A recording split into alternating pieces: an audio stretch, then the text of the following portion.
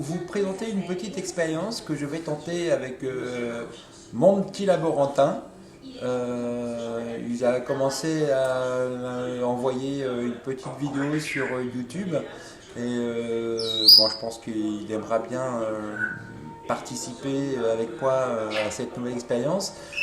L'idée, c'est quoi? C'est tout simplement, au lieu d'envoyer des sclérotes à faire développer, etc., parce que certaines personnes ont des problèmes pour les réveiller, c'est de prendre une petite pipette et de mettre dedans, entre autres de la gélose, un petit flocon d'avoine et un morceau de blob pour voir un petit peu ce qui se passe. Déjà voir comment est-ce que il supporte pardon, le blob, comment est-ce qu'il supporte le voyage et comment est-ce qu'il peut se réveiller dans des conditions idéales sur une gélose. Et alors moi, de mon côté, je vous montre les deux vidéos des 4 tests que j'ai effectués sur 2 blogs différents.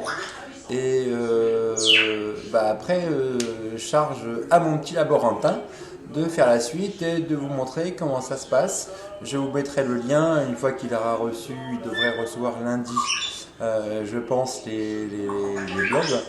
Et je pense que voilà, mercredi, il est quand même encore scolarisé, mon petit laborantin. Donc mercredi, je pense qu'il va essayer d'expérimenter un petit peu tout ça et de vous faire les vidéos pour vous montrer un petit peu ce qui se passe. Voilà, donc je vous montre les 2 vidéos en time-lapse des 2x2 tubes que j'ai fait. En fait, j'en ai fait 2 fermés et 2 avec un petit trou au niveau du couvercle pour déjà voir s'il supporte 48,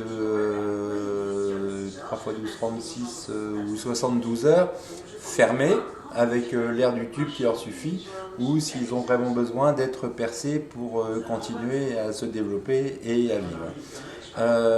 Je vous montre les vidéos et je reviens juste après. A tout de suite.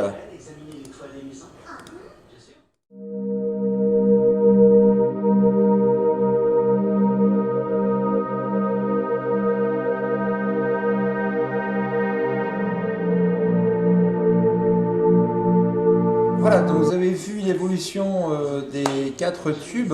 Bon, ça bouge pas beaucoup, mais effectivement, c'est sur 1 h 30 à peu près, pas plus. Donc forcément, dans un petit espace comme ça réduit, et surtout que j'avais ramassé en fait une masse de blocs pour la mettre dans le tube, c'est pas très évident.